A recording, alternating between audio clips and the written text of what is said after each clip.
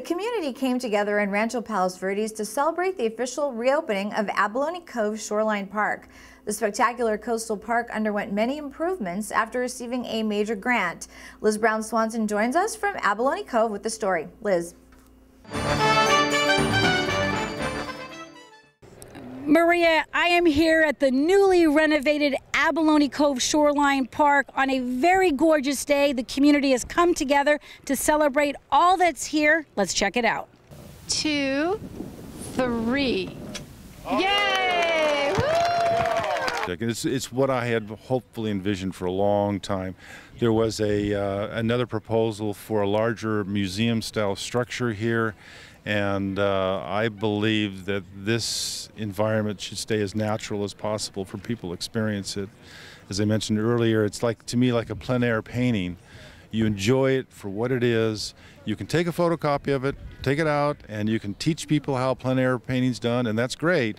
But the painting itself needs to remain in its natural form for everybody to enjoy. Conservancy was involved in the planning of the park, and we provided some of the native plants for the park. The city actually applied for the grant, and the city did the construction for the park. For us, this is a place for people to come and get introduced to the broader preserve and to the Abalone Cove Marine Preserve. This is really set in the heart of the Portuguese Bend Nature Preserve, and as we all know, the Portuguese Bend Nature Preserve is really the touchstone of our activities on the peninsula. You got to oversee the ribbon cutting and welcome everyone today. What was your message about what's happening here? Well, I think the message is that there is something happening here, because for the longest time, Abalone Cove Shoreline Park was just basically an empty field. There really wasn't a lot going on. Everything was down at the shoreline where the tide pools are, and rightly so. It's an amazing attraction, but we hadn't done any significant improvements to this park since the early 1990s. So it was long overdue, and now with all these beautiful improvements in place, it really looks like a park. I like going to this park because I like all the kites around, and like you get to do all these fun, you can run around the whole park. You can look next to the ocean and fly, just be free. It's so beautiful, and you came here with your mom who's helping do art activities today. What do you have going on, Lauren? Hi, good morning. We are from Art to Grow On Children's Art Center, and we offer, today we're doing a walk and draw workshop where we take the children out and we look at shape and color and design. And we also have a tree block building station and then a free drawing station. So it's been a great day. It's a wonderful time, like always, and being here at the park and being here with this view, it can't be beat. And of course, you came with the Portuguese Bend Artist Colony. Talk about what you do and being here.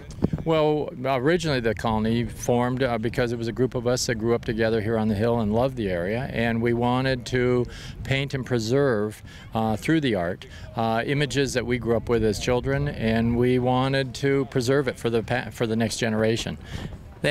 And so this is just another extension of our passion of saving the open space and sharing it with the whole community. Oh, it's going great. We are doing what we do. This is everybody's favorite park. It's certainly the docents' favorite park, and we have a group here showing off the large fabric whale on the ground, representing the whales that will be swimming past the front of the cliffs in another couple of months. We have another group with a table about how you too can join Los Serenos and become a docent. It's just it's a wonderful park, wonderful views, the trails, the outlooks, all the improvements. It really highlights, it kind of connects everything from the park and the preserve. It gives you a lot of different avenues to explore nature and get out and have a lot of fun. We'd like to keep expanding this from the standpoint of what is currently out here now, such as the trails. We'd like to do a little bit more connectivity, maybe expand the landscape and irrigation a little bit more, and potentially, and that will just bring more benches and more passive elements of the park. Of course, the parking lot's been renovated, so it goes on. What was able to be accomplished? How much did they spend to do this project? I think it was roughly about $1 million between the two different grants that were received. There were two different projects, but we really treated them as one to get it all done. One of the bigger things associated with the building in the staff office was we now have an automated gate there. So folks will be able to come in, take a ticket, arm will open, They'll go park, come back and pay, but that enables our staff to get out of the office and come out here, do some environmental education, make some more public contact, and just have a good presence. And a big congratulations to the City of RPV, the Land Conservancy, and all the organizations that came together to make such a wonderful celebration. Beautiful improvements here for the community to enjoy. If you want to come to Abalone Cove Shoreline Park, the parking lot is open daily from noon to 4 and on weekends 9 to 6. Hope to see you here. Back to you, Maria, in the studio. Meanwhile, the City of RPV is working on a parks master plan update. There will be a series of public workshops between now and February, and residents are encouraged to attend and give their input regarding the future of the city's parks. The workshop dates are listed on the city's website at www.palosverdes.com/RPV. The Rancho de los Palos Verdes Historical Society and Museum has been reincorporated after disbanding in 2006. Now the society is looking for members and a place to display hundreds of historical artifacts in the society's possession. Some of the artifacts will be on display at the Point Vicente Interpretive Center on November the 13th at a fundraising event from 7 to 9 p.m. Liz Brown-Swanson joins us with more. Hi, Maria. I'm at the Point Vicente Interpretive Center, where the community is being invited to come here on the evening of November 13th to find out all about the newly reorganized Palos Verdes Historical Society. The president is Ken Dida, the former mayor of RPV and city founder. We're going to step inside PVIC to meet with Ken to find out all about this newly formed organization. The original society was incorporated in 1975. And it was just a historical society at the time. And for 10 years, what we did is we marked historical places on the peninsula. However, during that time, I was able to talk to Frank Vanderlip Jr. and was apprised of the fact that they had two models commissioned by his father of what he anticipated to build here on the peninsula. One was the home he planned to build, and the other was a development he had been interested in. So we had the models. About 1985, the new board of directors took a leap forward and created the museum. That museum was actually housed at the Malaga Cove School Tower. It was small, but it was a great museum. It had all kinds of artifacts. It was really governed and put together by the Rotterman family. They put an awful lot of effort into that and made it a wonderful asset. Unfortunately, they could no longer stay there. The school board asked them to leave because they needed it for other purposes. And they had no place to go at the time, so they put it all in storage, and that's a shame because it should be in the public. In April of this year, time had passed long enough that we could reincorporate the society with the original name, and that's what we did on April 17th of this year. So we're a new group starting out over again. As of September 1, we now have control of all the artifacts. They are in our possession and control. And our task now is to build a membership and go forward and find a way to display them. You have an event happening right here at the Point Vicente Interpretive Center on November 13th. Talk about that event and what will take place. Okay, that event is open, and we're inviting everybody that we can by way of this TV broadcast, newspaper clippings, and that sort of thing, as well as a membership list we're going out for. We're inviting everybody to come. What we plan to do, it's going to be a light refreshment, very informal, but what we plan to have there is we're going to have the two models. So they will be able to see those two models, the history of it. There will be a small program also that evening about the Historical Society, where we've been, where we're going, and what some of the long-range plans. However, the one main event is going to be an auction.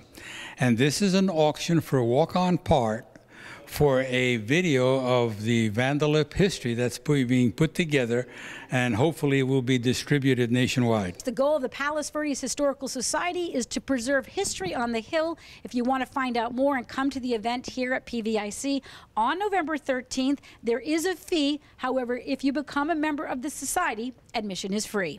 Back to you, Maria, in the studio. The City of Rancho Palos Verdes, through Recreation and Parks, has a special program for developmentally disabled adults. The program is called REACH. Now here's more from Rec and Park specialist Sue Walsh.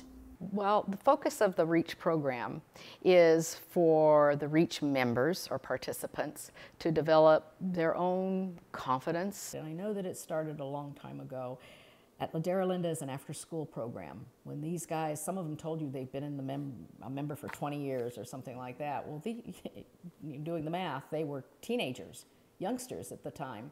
And that's what it was set up for, was something for them to do, this particular population of people that didn't fit in other programs. I didn't have many friends at the time I joined, and I needed some outlet socially, and when I found REACH, it was a way to be able to go out in the community and meet people and do things that I wouldn't otherwise do because I don't drive, and it makes it hard. That makes it harder to get around also. So this group specifically is adults with developmental disabilities, and we also have some with like physical impairments. First time I came to the REACH program, I was really surprised because this group was already well established, and I wasn't expecting that. They've been together for over 10 years, some of the participants, so they have a really good relationship with each other. What I found was really cool is that they help each other out. We have some participants who are visually impaired, so I have some people who don't have any physical impairments help them with like helping them get up to the bus or helping them, you know, with their chair during dinner or lunch. So I thought that was really sweet, and it made my job even easier.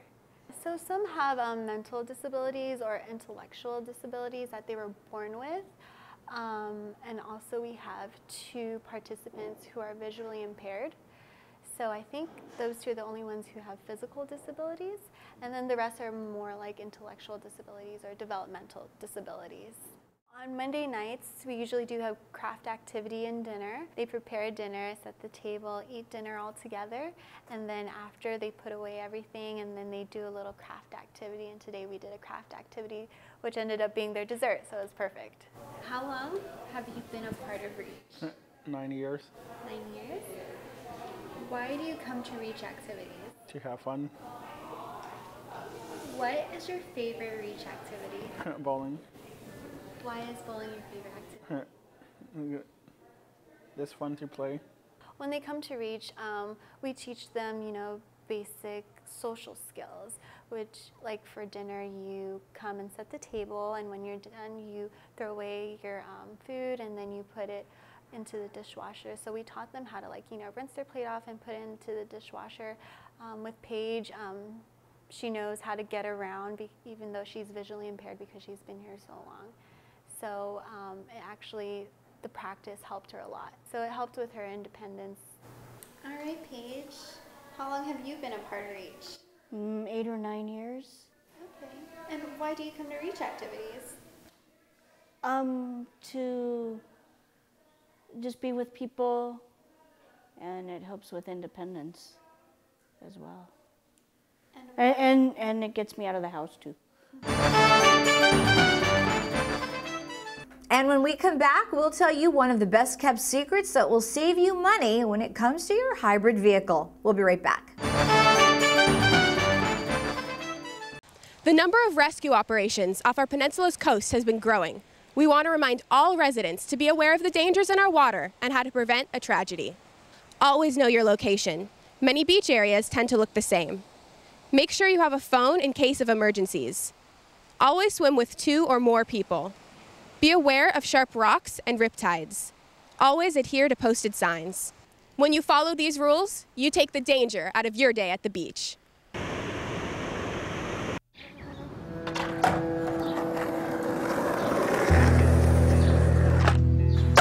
Well, I first started skating with my friend.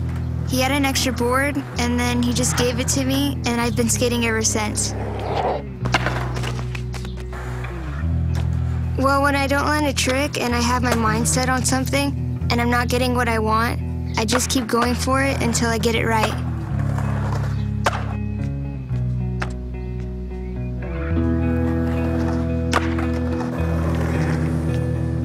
My mom, she didn't go to college, so she wants me to experience that whole thing, and so I could end up getting like a good job.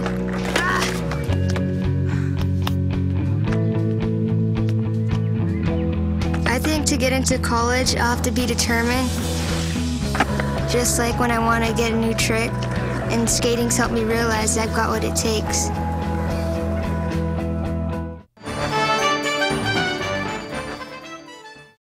Supporters of the Palos Verdes Peninsula Land Conservancy gathered at a special celebration at Terranea.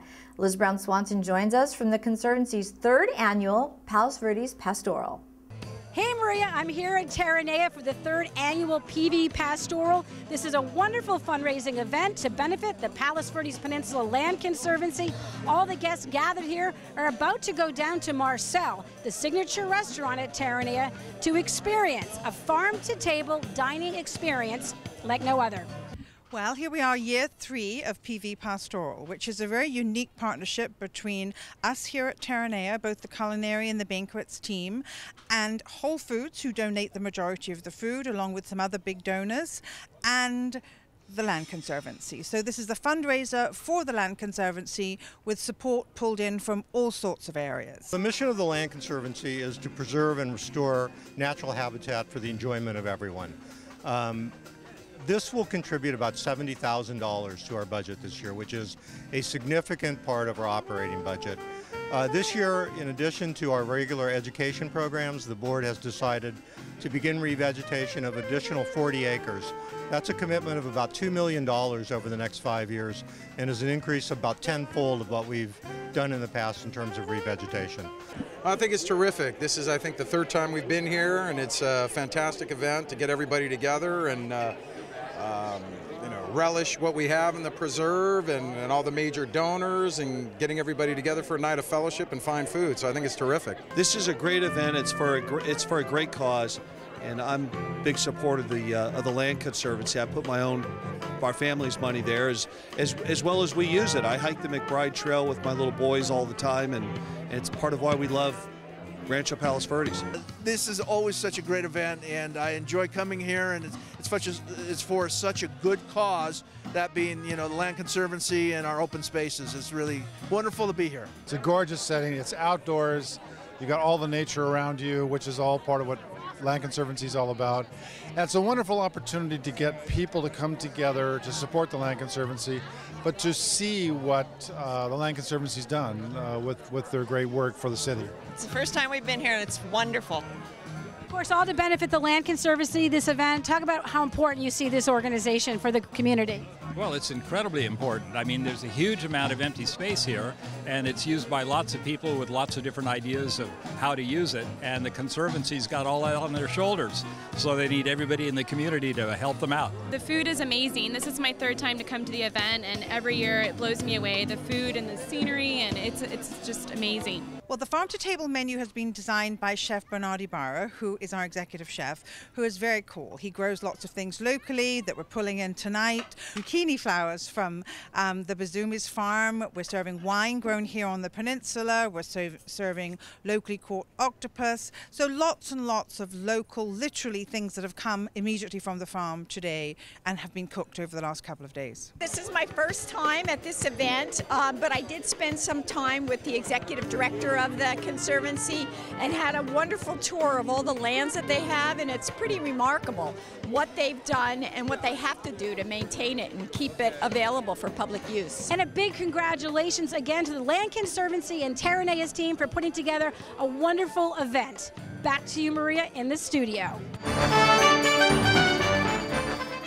It's been over 10 years since the first hybrid car hit the market, and today there are more than 3 million of these fuel-saving cars on the road. While these cars save the consumer in some areas, the cutting-edge technology can be expensive when it comes to repairs. Until now. I sat down with one of our local business owners who is saving hybrid customers money in a big way. I'm part of a national organization where we have a summit every year. 2 years ago, this concept was presented by a company called The Hybrid Shop. And The Hybrid Shop, they provide the training, the technology, and the support for those of us who want to leapfrog our competition and get into this business. In 2002, there were 2 makes and models of hybrid cars on the road. Today, there are 60. And it's estimated by 2020, 40% of all new cars sold in California will be hybrids. So this is a technology that's it's here to stay. It's for real. And we have made a commitment to be the best of the best. And we've been doing that for 10 years now. So this is just the next step in that evolutionary process. Our first 2 customers found us on the internet. They both had cars at the dealership. And the dealer told them they needed a new battery. So they thought there's got to be some other option. They researched, found us, and we're able to condition hybrid batteries for 1/3 the price of replacing them at the dealer. So we save customers money, and it's environmentally friendly. The person that developed this technology worked for one of the major car manufacturers. They chose, for simplicity and for ease of operation, to replace batteries. So they don't use this process. So he took the process, he went on his own, he patented it, he partnered with a company that created a licensed use for this, and they're rolling it out. So we're an early adopter of this technology. It started about a year ago, and so we didn't want to be the first adopter. So we're the 4th shop in California that can use this technology to condition hybrid batteries. You know, we talk to people that know you, people that have been coming here for a very long time. It's hugely important that people can trust you. You already sort of have that built in with your customer base. Just talk about the importance of that, especially for new technology. Are people leery, or how does that work? So that trust is a big issue, and then the other issue is, can an independent shop someplace other than the new car dealer work on my fancy new car? And so those are questions we get asked all the time. The reality is most of the changes we've had in our industry have been incremental changes. And most of the technology in these cars is common technology. And for example, in all European cars, the entire ignition system is made by Bosch, which we all know that name, Bosch. There are a couple manufacturers of brake systems, of anti-locking brake systems. All Asian cars have common suppliers for those equipment. Those equipment suppliers provide us with the training because they want to be able to sell us OEM parts. So we actually have real mechanics that can diagnose these cars, figure out what's going on. And so whether it's a Honda or a Toyota or a BMW, an air conditioning system in these cars, it's all the same. Same with the braking system. And so customers who don't know that, they're inclined to go back because they think only the new car dealer can work on their cars. When it comes to hybrid technology, it's a leap in technology. And so that's why we've had to partner with a company to give us the support. We've got 5 of our employees trained already. We've got 2 more going back to training next week. They go back to a training center in Wisconsin for an entire week. And so we will, in a year from now, be probably the top knowledge base on hybrid, all things hybrid in California. And so, we're a large shop, and so we've got the ability to have the technology here and the software support to do these things. This opportunity is not only an opportunity for our customers to save money, it's an opportunity for our employees to have greater job satisfaction. They're going to be highly trained, state-of-the-art, and top wage earners in their industry. This is important for everybody, but it's not only about the opportunity of taking care of hybrid cars. It's just the right thing to do. If you want to be in business, you've got to be top of your game. And remember that Hillside Chevron accommodates seniors every Tuesday. They will pump your gas, clean your windows, and check your oil if need be, all for free, just like in the good old days. And coming up next, it's the biggest game of the season for PV and Penn High. What are the head coaches saying about the big game? You'll find out coming up next. You locate your nearest shelter, you go down there, and you pick out the perfect match for you. Mate.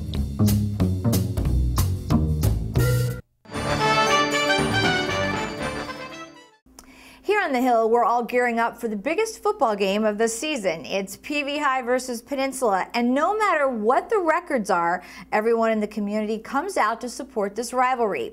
I caught up with both head coaches who are ready to get this one started.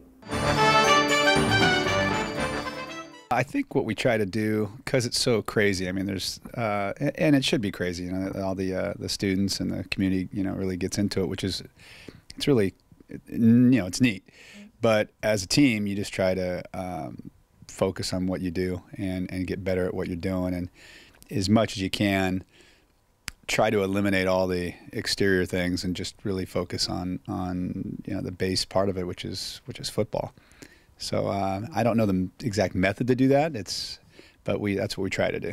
Well, last year was my first one, so it was over at PV, and it was a lot of fun. The energy of the stadium, the rivalry, and they're obviously at a much different place than we are, but it doesn't matter in a rivalry game. It's those kind of the records go out the window and the excitement's there, and so we're looking forward to it. It'll be fun. Hopefully we can take care of business this week and make it somewhat meaningful for both teams. So we'll see. It's a lot of fun, though. I think our kids enjoy it, and there's so much. The kids know each other on both teams so much. There's the local rivalry, and so it's special. It's a lot of fun. Oh, I know Guy very well. We don't talk a lot during the season. We both got our hands full. So, but I know him we both had worked under Don Morrow at Maricosta, and a terrific coach, and so we have a lot of similar philosophies, and his are working better than mine right now. So, we'll try to go out there and get him, but it's always a good, friendly, competitive rivalry. I respect him a lot, and he's a good man. You don't make it it's not a personal thing, you don't do that. At least I don't do that. When we try, I don't think we do that. It's just two programs that we're both trying to do the best job we can at. And I totally, respect him as a football coach. And as a person, he's doing good things over there. And well, he's a good coach. He's done good things wherever he is. And so anyway, it's really just about both of us, I think, trying to get our programs going the right way. So last year you hosted the game. This year they will host the game. But is there really a home field advantage considering that both sides will be packed full people? There's a little bit. They got, the zoo's going to be going crazy, and it's just neat to see both sides packed like that, especially if the game's so early. You'd think there wouldn't be many people there, but there will be, and people will be going crazy, and it's a neat thing up here to see. So I don't know how much the home field has one way or the other, but I'm sure each team would rather it be on their home field. So it's at theirs this year. And that will do it for us. From all of us here at RPV TV, make it a great day.